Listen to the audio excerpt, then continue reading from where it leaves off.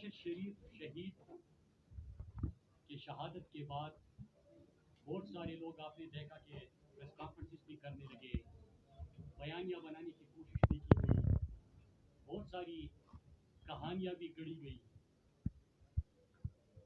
اور ہم نے فیصلہ کیا، خصوصاً میں نے فیصلہ کیا کہ جو ارشد شریف شہید کی والدہ محترمہ نے چیف جسٹس صاحب سے مطالبہ کیا ہے، جب اس مطالبے کے اوپر غور ہوگا اور کوئی عدالتی کمیشن بنے گا تو تمام حقائق، ثبوت اور 7 مہینے جو آخری تھے اس میں ارشد شریف صاحب کے اوپر کیا گزرا، کہاں سے دھمکیاں تھی، کس نوعیت کی تھی، اور جو ویزوں کے اوپر بات ہو رہی ہے، ایف آئی آرز کے اوپر وہ بات ہو رہی ہے، یہ تمام حقائق اور ثبوت اور شواہد میرے پاس موجود ہیں، اور میں چیف جسٹس صاحب جب ارشد بھائی کی والدہ کا جو مطالبہ ہے اس کے اوپر غور کریں گے تو میں خود وہاں پہ پیش ہوں گا اور تمام حقائق میں سامنے رکھوں گا۔ یہاں پہ ایک چیز میں بتاتا چلوں کہ جب ملاکن اور سابقہ فاٹا میں ایک نئی کھیل کھیلی جا رہی تھی اور اس حوالے سے میں نے اپنے قوم کو اعتماد میں لیا، تو پھر اس کے بعد مجھے تھریٹس موصول نہیں ہوئے بلکہ رستے سے ہٹانے کی ہر ممکن کوشش کی گئی، لیکن اللہ نے جو رات آپ کی قبر میں لکھی ہو وہ قبر میں گزرتی ہے، اور جو آپ کی قبر میں نہ ہو تو دنیا کی کوئی طاقت آپ کو رستے سے نہیں ہٹا سکتی۔ تو میں یہاں پہ یہ بات اس لیے کرنے جا رہا ہوں کہ ملاکن ڈویژن اور سابقہ فاٹا میں جو نئی کھیل کھیلی جا رہی تھی اور عوامی طاقت سے اس کو ہم نے مسترد کر دیا اور شکست دے دی، وہ تمام چیزیں اور ارشد بھائی کے حوالے سے تمام شواہد، ارشد بھائی کے حوالے سے تمام شواہد اور ثبوت، بھائی چھوڑ دیں میں بات کروں، وہ تمام چیزیں میں تحریر کر چکا ہوں، ثبوت اکٹھے کر کے اٹیسٹ کر کے میں 3 جگہوں پہ رکھ چکا ہوں۔ تو اگر جن کا آج بھی خیال ہے مجھے رستے سے ہٹانے کا، تو یہ جو آپ نے کیا ہے وہ کہانی ختم نہیں ہوگی میرے جانے سے، وہ کہانی کوئی اور میری زبانی آپ کے سامنے ضرور سنائے گا۔ اب میں آتا ہوں، 2 سوال میں آج ارشد بھائی کے حوالے سے کرنے جا رہا ہوں، پھر جو کل خان صاحب کے حوالے سے ایک قاتلانہ حملہ اور خان صاحب کو شہید کرنے کے حوالے سے جو ایک پلاننگ تھی اس کے اوپر بات کروں گا۔ ارشد بھائی کے حوالے سے میں صرف 2 سوال آج رکھنا چاہتا ہوں اور میں ریپیٹ کر دوں کہ تمام حقائق، تمام ثبوت، تمام دستاویزات، تمام چیزیں جب ارشد کی والدہ، ارشد شہید کی والدہ کے مطالبے کے اوپر کمیشن بنے گا تو اس میں تمام چیزیں سامنے رکھوں گا۔ آج صرف 2 سوال چھوڑ کے جا رہا ہوں۔ ایف آئی آرز جو ارشد بھائی کے اوپر ہوئے تھے اس کی کہانی بھی بہت لمبی ہے، لیکن میں سیدھا آتا ہوں آخری ملاقات جو ارشد شریف شہید کے گھر اسلام آباد کا ایک آفیسر بھیجا جاتا ہے، اور جو ارشد شریف کے نیچر کو جانتے ہیں کہ اگر آپ اسے دھمکی دیں گے اور آپ اسے للکاریں گے تو ارشد کا جواب کیا ہوگا، آپ تمام صحافی ہیں، آپ کو ان کا جواب کا مجھ سے بہتر اندازہ ہوگا۔ لیکن ان کے گھر جا کے ان کو بتایا جاتا ہے کہ یہ میں نہیں آیا آج یہاں پہ، جو گفتگو میں آپ سے کر رہا ہوں تو آپ یہ سمجھے کہ ٹاپ سے ایک بات آئی ہوئی ہے اور میں آپ کو کنوے کر رہا ہوں، اور جو آپ مجھے کہیں گے یہ ٹاپ تک جائے گی۔ یہ باتیں ہوتی ہے، ارشد کا جواب 2 ٹوک الفاظ میں چلا جاتا ہے، اور ارشد بھائی آخری الفاظ یہ ہوتے گئے اسی مقصد کے لیے آئے ہیں تو پھر نہ ہی سمجھے۔ اس کے بعد ارشد شریف صاحب کو اپنا نمبر چینج کرنا پڑتا ہے اور مخصوص ادارے کے آفیسرز کے نمبر پہلے بلاک کرتے ہیں، اور پھر اس کے بعد وہ ملک چھوڑنے پہ مجبور ہو جاتے ہیں۔ پھر ایک اور سوال میں یہاں پہ چھوڑ رہا ہوں اور باقی پھر ریپیٹ کر دوں کہ کمیشن کے سامنے، چیف جسٹس کے سامنے میں تمام حقائق رکھوں گا۔ ایک دوسرا سوال جو سب سے اہم ہے اور ابھی تک کسی نے نہیں پوچھا، 10 اور 22 تاریخ کے بیچ، 10 اور 22 اگست کے بیچ جب ارشد شریف صاحب کو دبئی سے نکلنا پڑا تو 10 اور 22 کے بیچ پاکستان کے کون سے اعلیٰ حکام یو اے ای میں موجود تھے، اور اس سوال کا جواب آپ کو فارن آفس کے بیٹ رپورٹر بہتر بتا سکتے ہیں۔ कौन से आला हुक्काम दुबई में मौजूद थे और उसके साथ साथ किन आला हुक्काम की दुबई अथॉरिटी से कम्युनिकेशन हुई, ये आज सवाल मैं आपके ऊपर छोड़ रहा हूं। आप फील्ड कवर करते हो, आप इसी का जवाब खुद आज कौम को बता दें। और वो आला हुक्काम इतने ताकतवर कैसे हो गए कि यूएई जैसे मुल्क पहले अरशद शरीफ साहब को 48 घंटे का टाइम देती है कि आपकी जिंदगी खतरे में है, आपको मारा जा सकता है। हम ये रिकमेंड नहीं करते कि आप पाकिस्तान जाएं, बल्कि हम आपको कहते हैं कि 48 घंटे का टाइम देके, क्योंकि आप नाम और सहाफी है, आप किसी और मुल्क चले जाएं। और साथ में कुछ देर बाद दोबारा वो अथॉरिटीज वाले आते हैं, दुबई अथॉरिटीज, और वो 48 घंटे का टाइम भी वापस लेते हैं और उनको कहते हैं कि जल्द अज जल्द आप यहाँ से वापस जाए। तो कौन इतना ताकतवर था कि दुबई जैसे मुल्क, कोई आम मुल्क नहीं है कि हमारे मफरूज है, उनको मजबूर कर सकते हैं। और मैं आपको ये बताना चाहूँ, इतना हिंट दे दूं कि जब अरशद के पास दुबई अथॉरिटीज आ रहे थे तो अरशद ने मेरा नंबर मिलाया और मुझे कहा कि आपने कान बंद नहीं करनी ताकि आप गुफ्तगू सुन सकें। अब मैं आता हूं कल वाली जो एहसानिया हुआ। मेरे पहले मैं सवाल पूछता हूं कि आपको याद होगा कि कुछ अरसा पहले इमरान खान जब रिजीम चेंज ऑपरेशन हुआ, इमरान खान साहब ने अमेरिका को एब्सोल्युटली नॉट कहा, सहूलतकार भी मुयस्सर आए और अलाकार भी मुयस्सर आए। फिर जब इमरान खान की पॉपुलरिटी बढ़ती गई और इमरान खान कंट्रोल नहीं हो रहा, कौम ने भी गुलामी मुस्तरद कर दी, तो फिर उसके बाद क्या होता है कि बंद कमरे में 4 अफराद मिलकर इमरान खान को रास्ते से हटाने की, कत्ल करने की साजिश तैयार करते हैं। और आज मैं जब सोच के आ रहा था कि मैं तमाम नाम, तमाम हकायक, तमाम चीजें कौम के सामने रखूंगा कि एक दफा ये कहानी खत्म हो। हम किसी के गुलाम नहीं है कि जब भी आपकी मर्जी करे, जिसके ऊपर भी आपकी मर्जी करे, आप किसी को रास्ते से हटाने की कोशिश करें, फिरौन बने हुए हैं। लेकिन कल जब मैंने अस्पताल हिम्मत की, हौसले की, एक चट्टान की मानी, पहाड़ की मानी जब अपने लीडर को देखा कि 3 गोलियां लगी है और कंटेनर से वर्कर्स को हौसला दिलाने के लिए, वर्कर्स को हौसला दिलाने के लिए वो उनको सलाम और हाथ हिला के वहां से रुखसत होते हैं, 3 गोलियां लग चुकी है। उसके बाद जब अस्पताल पहुंचते हैं तो बयान जारी करते हैं कि अभी मैं जिंदा हूं, इस माफिया का मुकाबला करने के लिए मुल्क इंतशार की तरफ ना जाए। ऐसा है हमारा लीडर जो इस मौके की भी इत्तिफाक, इत्तिहाद और पाकिस्तान में अमन रखना चाहता है। दुश्मनों के साजिशों को, अमेरिका के सहूलतकार और अलाकारों की मजमूम मकासद को वो शिकस्त देते हैं इस हालत में भी। तो जब मैंने वो देखा तो मैंने कहा कि मैं चंद सवाल ही पूछ लेता हूं। पहला सवाल ये कि इमरान खान ने तो एक वीडियो तैयार की हुई है, उसमें 4 अफराद जो बंद कमरे में कत्ल की साजिश कर रहे थे, उनके तमाम नाम है। वो तो खुद आपके सामने इमरान खान साहब फैसला करेंगे कि कब आना है।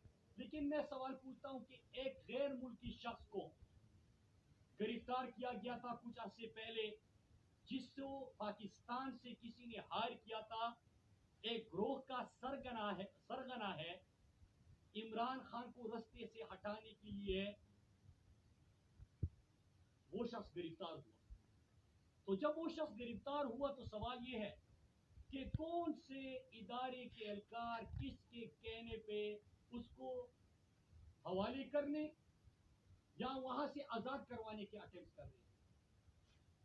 वो कौन थे जो कोशिश कर रहे थे कि जिस गैर मुल्की शख्स को गिरफ्तार किया गया है, जो सरगना है एक ग्रोह का, गैर मुल्की है, इमरान खान को कत्ल करने की साजिश तैयार हो चुकी है, पकड़ा जाता है, कौन दबाव देता है?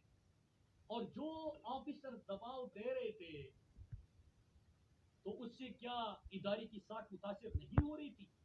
दूसरा सवाल मेरा कि कुछ दिन पहले आपने सुना था कि इमरान खान की हेलीकॉप्टर की क्रैश लैंडिंग हुई, सुना था आपने? लेकिन उस हेलीकॉप्टर में ईंधन, फ्यूल कहां से भरवाया गया और फ्यूल हेलीकॉप्टर्स में भरवाने का जो अथॉरिटी है वो कौन है? दूसरा सवाल मेरा ये।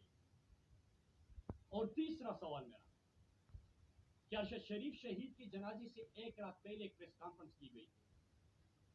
अगर आपने इमरान खान के खिलाफ साजिश तक पहुंचना है और आपने अरशद शरीफ शहीद के खिलाफ साजिश तक पहुंचना है, तो एक आसान सा सवाल है, जवाब सबको पता है, लेकिन हर बात हमारी जुबानी सुनना चाहते हैं।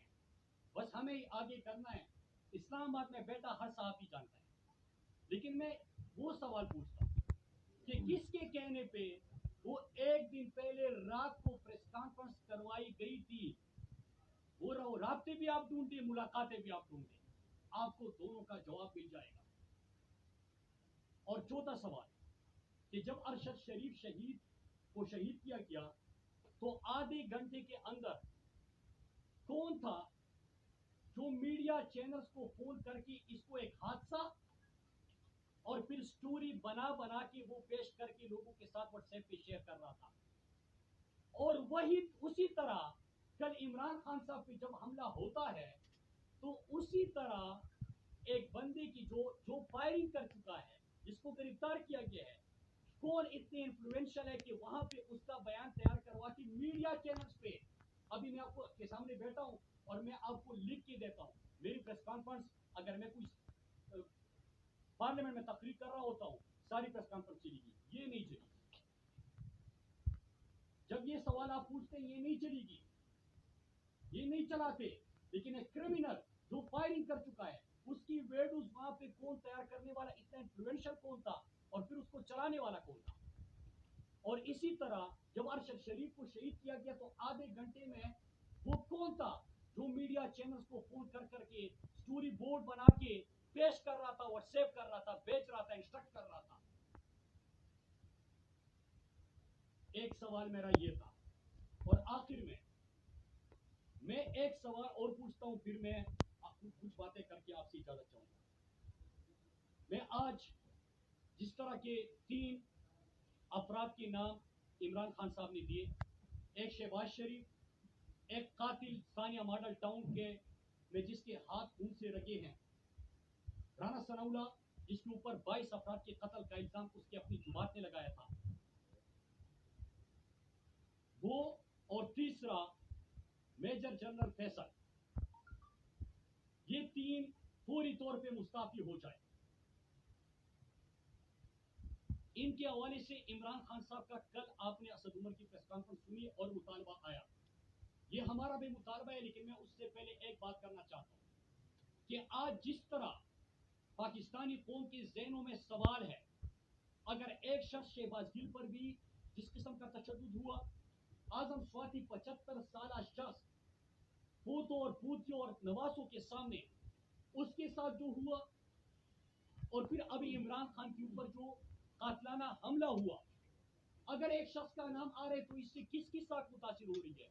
हमारी तो आवाज बंद की जाती है। जो भी बंदा यहाँ पे बोलता है, कहते कि रास्ते से हटाओ, ये इंसान तो ऐसे लग रहे हैं कि पता नहीं कोई गाजर मूली है, कि इसको मार दो, उसको मार दो, उसको मार दो, इसको मार दो।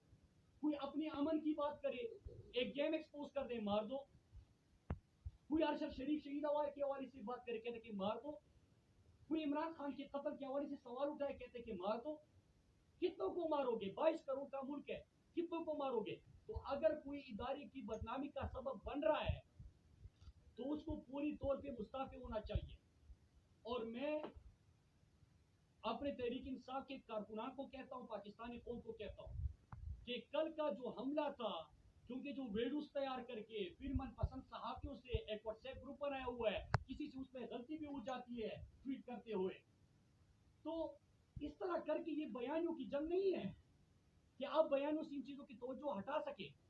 कल जिस अंदाज से फायरिंग हुई, फैसल जावेद को जो गोली लगी, चट्टा को जो लगी, जो खान साहब के साथ इर्द थे, खान साहब को कत्ल करने की पूरी कोशिश की गई, अल्लाह ने बचा लिया। कल तो इन्होंने ये सोचा था कि 4-5 दिन पाकिस्तानी कौम शोर मचाएगी और फिर उसके बाद जो है वो हालात नॉर्मल हो जाएंगे। इस तरह नहीं है। इस वक्त फेडरेशन की वो मुत्तहिद करने की एक जुमात है, वो तहरीक इंसाफ है। अगर हर सूबे में कोई पार्टी मौजूद है, वो तहरीक इंसाफ है। اگر پختونخوا، پنجاب، بلوچستان، سندھ، گلگت بلتستان، آزاد کشمیر میں کوئی جماعت موجود ہے تو وہ تحریک انصاف ہے.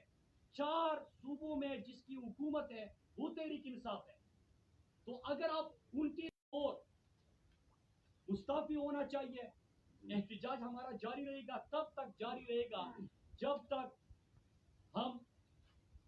جب تک ان لوگوں کو عہدوں سے نہیں ہٹایا جاتا.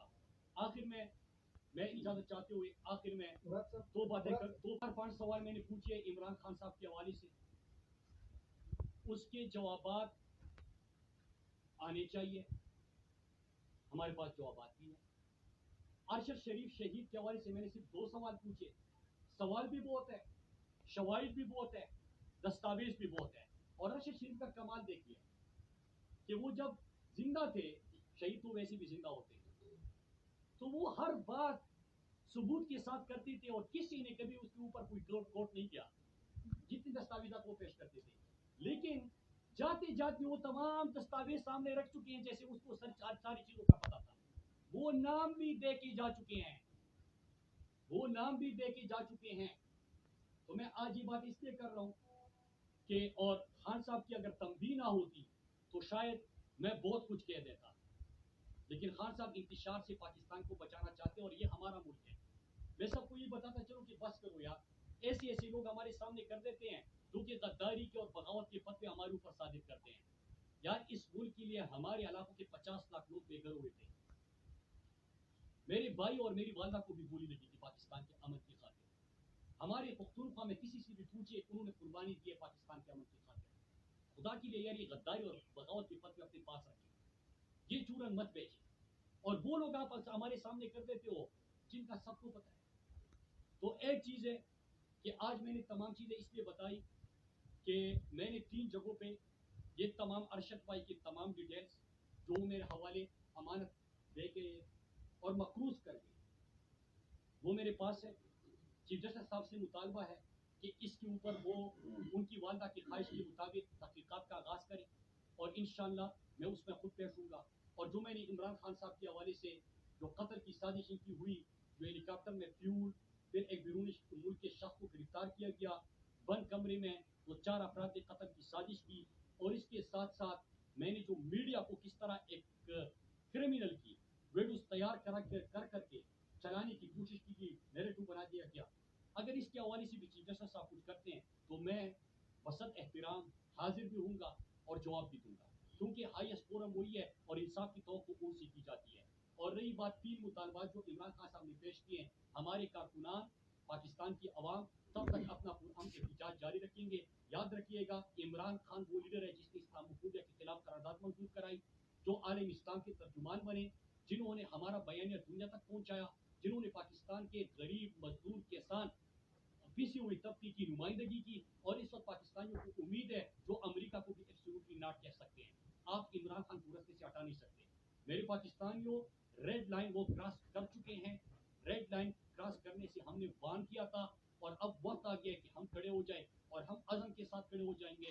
اور ان سوالوں کے جواب، اور اگر یہ لوگ مستعفی نہیں ہوتے تو پھر اس کے بعد ہم مزید حقائق کے ساتھ انشاءاللہ میں آپ کے پاس آؤں گا. میں پھر ریپیٹ کر دوں، زیادہ کچھ بولنا تھا، لیکن جو خان صاحب کی ہدایت ہے انتشار سے منع کر رہے ہیں، اور پاکستان میں ہم انتشار نہیں چاہتے، اس لیے میں جتنا محدود اس کو کر سکتا تھا میں نے کیا. مراد صاحب